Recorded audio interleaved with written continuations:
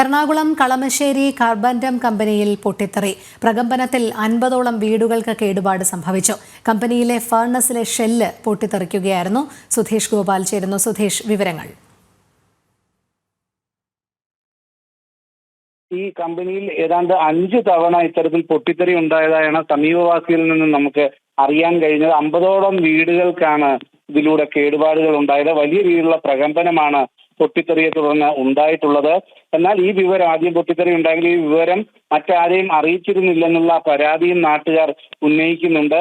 എന്തുതന്നെയായാലും ആർക്കും പരിക്ക് പറ്റിയിട്ടില്ല, മറ്റ് പ്രശ്നങ്ങളും ഉണ്ടായിട്ടില്ല. വീടുകൾക്ക് എന്നാൽ വിള്ളൽ ഉണ്ടാവുകയും അത്തരം കേടുപാടുകൾ സംഭവിക്കുകയും ചെയ്തതായാണ് അയൽവാസികൾ, സമീപവാസികൾ പറയുന്നത്.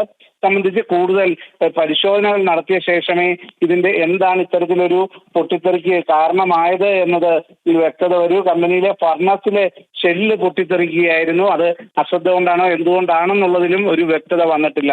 ലക്ഷ്മി. ശരി, സുധീഷ് ഗോപാലാണ് വിവരങ്ങൾ നൽകിയത്.